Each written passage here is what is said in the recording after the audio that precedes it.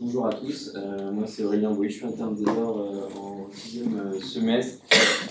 Derrière ce titre un peu borderline se cache du coup la question de l'abord veineux périphérique chez l'enfant. J'ai été encadré par le docteur Tara. Donc la perfusion veineuse périphérique chez l'enfant, c'est un geste qui est commun, qui peut souvent poser problème. Il y a une définition qui est peu consensuelle, mais en gros, ce qu'on peut retrouver, c'est qu'elle est décrite difficile au-delà de 2 tentatives de perfusion, ou s'il y a recours à une aide pour réussir la perfusion. Les statistiques, elles sont assez disparates. En gros, ce qu'on retrouve chez l'enfant relativement âgé, en règle générale, c'est 75% de réussite à la première tentative de la pose de VVP, et ça peut descendre jusqu'à 30%, on va voir dans quel cas. Donc l'objectif de la première partie, ça va être de repérer un peu les cas où ça risque d'être difficile pour s'y préparer. Le premier outil pour ça qui est paru dans la littérature, il date de 2008 par une équipe chinoise. C'était aux urgences pédiatriques sur 650 enfants. En fait, ils ont regardé en même temps qu'ils posaient les perfusions s'il y avait des critères qui allaient faire penser que... Enfin, des critères plutôt liés à la difficulté de la pose de perfusion. Ils en ont trouvé 4. C'est des critères qui sont assez triviaux. Ils mettent veine, en gros, si la veine n'est pas visible ou pas palpable, ça va être compliqué. Si l'âge est bas et si l'enfant est prématuré. Des critères qui sont un petit peu insuffisants, mais en gros, ils utilisaient s'il y a plus de 4 points, on a plus de 50% de chances de rater la pose de la perfusion. Donc, il y a plusieurs études qui ont recherché un peu plus précisément quels pouvaient être les autres facteurs de risque, dont cette étude des USA de 2019, où du coup c'était une analyse rétrospective sur 13 000 VVP, donc une grosse cohorte. Ce qu'ils en ont conclu, les facteurs de risque retrouvés de perfusion veineuse difficile chez l'enfant, c'était la peau noire, l'âge bas, l'IMC élevé, et puis les scores ASA élevés. Il n'y avait pas beaucoup d'enfants ASA 4, je pense la non-significativité pour l'ASA 4. Une deuxième étude aussi des USA de la même année s'est intéressée aux mêmes facteurs de risque sur aussi une grosse cohorte, 10 000 patients de 0 à 18 ans. Et ils ont retrouvé les mêmes facteurs de risque, donc la peau noire, l'ASA élevé et puis l'âge bas. Ils se sont aussi posé une question un peu plus précise, c'était est-ce que la durée du jeûne chez l'enfant va rendre plus difficile la perfusion? L'idée théorique étant qu'avec une durée de jeûne élevée, on a une hypovolémie, on a une vasoconstriction et donc forcément des veines qui sont plus difficiles à cathétériser. Pour cette question-là, la réponse est plutôt non. On a ici un histogramme qui nous montre du coup la durée du jeûne des liquides clairs en abscisse avec le nombre de VVP en ordonnée, et on voit donc si c'est gris clair qu'il y a eu une seule tentative de pose de perfusion pour la réussir, et en gris foncé on a dû en avoir plusieurs. Et en fait on voit que il n'y a pas forcément plus de tentatives nécessaires de pose de VVP quand la durée du jeûne liquide s'allonge. Et pourtant, on voit aussi que là, sur cette cohorte-là, la durée médiane de jeûne elle était d'environ 6 heures, ce qui est bien au-delà des recos et ce qui donc aurait dû sensibiliser à l'analyse. Quand on a ces facteurs de risque de perfusion difficile, ou quand on galère à poser une voie veineuse périphérique, qu'est-ce qu'on peut faire? Déjà, il ne faut pas oublier les petits moyens, c'est-à-dire le bon positionnement de l'opérateur, de l'enfant, bien réchauffer l'enfant. Après, quand les petits moyens ne suffisent pas, on va avoir différents outils. Le premier, c'est l'outil de visualisation veineuse infrarouge que vous avez peut-être déjà vu. Donc le principe, il est assez simple. On a un boîtier qui va émettre du coup un faisceau infrarouge d'une longueur d'onde entre 700 et 1400 nanomètres, qui va permettre au faisceau d'être absorbé par l'hémoglobine. Soit le faisceau il est réfléchi ensuite par les tissus, il retourne dans le boîtier, et dans ces cas-là, le boîtier lui il va après faire une cartographie des axes vasculaires visualisés qu'on voit en A ou en B. Donc ça c'est le cas pour le VeinViewer ou la QVeine qu'on a nous au Cranium 7. Sinon la deuxième possibilité, ce qui est la technique de pénétration, c'est que on doit transilluminer à travers le patient, et en fait l'œil de l'opérateur va voir les vaisseaux à l'œil nu. Donc ça c'est le cas du Vasculuminator, du Venlight et du Transilluminator, mais qu'on n'a pas ici.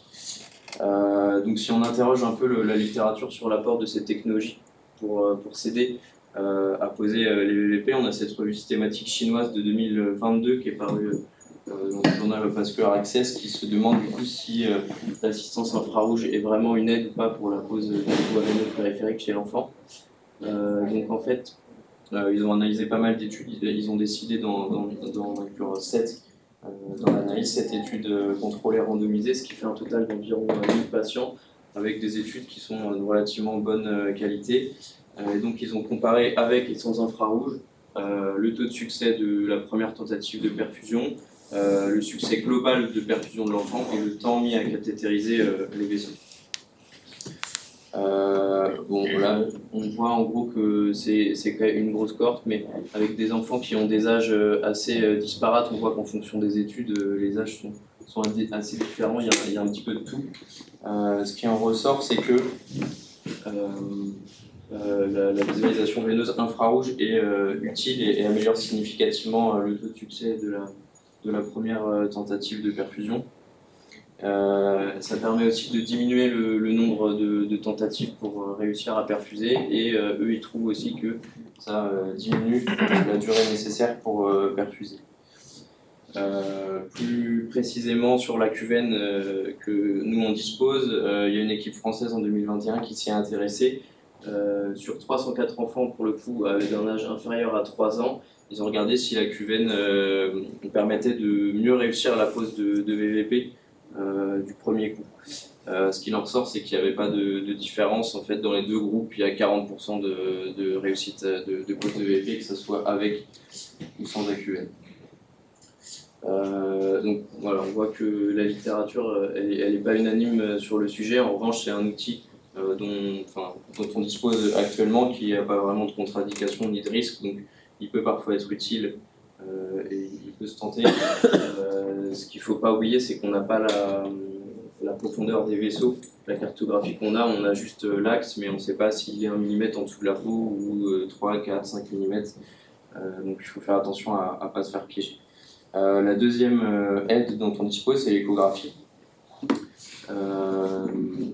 Donc les recos SPAR de l'échographie pour s'aider à poser une voie veineuse périphérique chez l'enfant date de 2015, et en gros il est dit que si la pose de voie veineuse périphérique s'annonce compliquée, on devrait s'aider de l'échographie. Ils n'expliquent pas quels sont vraiment les facteurs de risque et ce qu'il y a derrière compliqué, mais en tout cas ils proposent ça. Plus récemment, on a cette revue systématique australienne de 2022 qui s'est intéressée à la relation écho réussite de la pose de VVP en analysant 9 études, ce qui fait un total de 1350 patients. Le critère primaire, c'était l'effet de l'échographie sur la réussite de la première tentative de VVP. Les critères secondaires, c'était l'effet de l'écho sur le succès global de la pose de perfusion et le temps mis à cathétériser le vaisseau. Donc c'était les mêmes critères que sur les autres études pour les dispositifs infrarouges. Les études, elles étaient globalement de bonne qualité avec peu de risque de biais.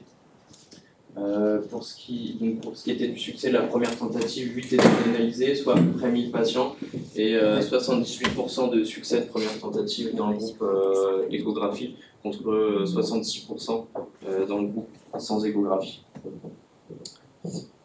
Pour le succès global de la perfusion, pour le coup c'était 6 études analysées, 600 patients, 93% de réussite globale de perfusion dans le groupe avec échographie contre 78% sans échographie. L'écho est aussi une aide de ce point de vue-là. Par contre, pour ce qui est de la durée de cathétérisation, on s'en doute, l'échographie c'est quelque chose qui demande du temps, de la préparation, donc ça n'aide pas à perfuser plus vite. Donc voilà, l'écho c'est évidemment quelque chose dont il faut se servir. Attention à bien cathétériser le vaisseau de quelques millimètres une fois qu'on a un reflux sanguin. Souvent on a tendance, dès qu'on a le reflux, à vouloir monter le cathéter, et ça peut être un facteur de risque d'échec. Le problème aussi auquel on peut faire face quand on perfuse avec écho, c'est que on peut ne pas voir bien l'extravasation de la perfusion. Si on est dans une veine profonde, on peut croire qu'on est dans la veine et au final passer du produit à côté avant de s'en rendre compte. Le dernier outil que je vais vous présenter qui peut être utile, c'est le dispositif de cathétérisme intra-osseux qui peut être posé lui très rapidement. L'European Resuscitation Council il conseille de l'utiliser dans les situations d'urgence, notamment les arrêts cardiaques ou les états critiques non perfusés après 1 minute d'essai de poser une EVP. L'ASFA elle dit dans les années 2000 qu'on peut s'en servir en cas d'échec de pose de VVP dans les situations aussi d'urgence où il nous faut un emploi. Tout médicament, tout soluté, toute amine est administrable par voie intra-osseuse, c'est assez pratique. Il n'y a pas beaucoup d'études sur la chose, j'en ai sélectionné 2 qui font un peu le tour du cathéter intra-osseux. Il y a un chapitre qui est assez bien fait aussi sur ma part. Donc la première chose, c'est de savoir quand est-ce qu'on ne peut pas utiliser le cathéter intra-osseux, donc quand on a un abord veineux périphérique ou autre, quand on a une lésion du site considéré, que ce soit une lésion infectieuse, traumatique, une chirurgie, s'il y a une ostéogenèse imparfaite ou une fragilité osseuse infantile, et puis s'il y a déjà eu des tentatives de pose de cathéter intra-osseux au même site avant consolidation osseuse, on va voir pourquoi après. Qu'est-ce qu'on passe ?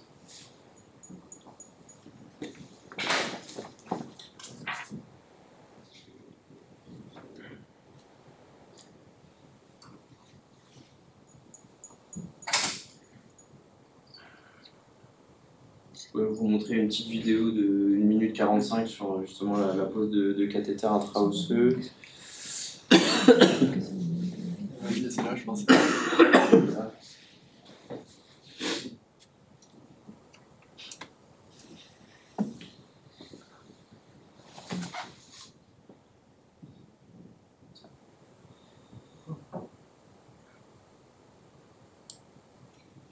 Donc là, c'est une voie intra-osseuse qui est posée au niveau du tibia proximal. Donc on repère la tubérosité tibiale antérieure. On se met 1,5 cm en dessous et en médial. Donc là, il fait le repérage.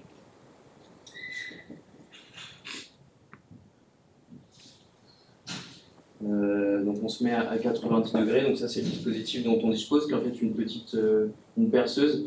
Il faut d'abord se mettre au contact de l'os et une fois qu'on est au contact de l'os, on peut commencer à percer et on va sentir quand on arrive dans la médulaire le ressaut, l'absence de résistance. Donc à ce moment-là, on peut retirer l'aiguille. Ce qu'il faut bien penser à faire, c'est tester qu'on est bien en intramédulaire, donc en faisant un test de reflux où là on aspire de la moelle et puis après lors du test d'injection, ça doit passer sans trop forcer, on ne doit pas avoir d'extravasation du soluté en sous-cutané. Après, voilà, une fois que c'est fait, on peut fixer avec le dispositif adapté. Et c'est un dispositif qui peut rester 24 heures en place.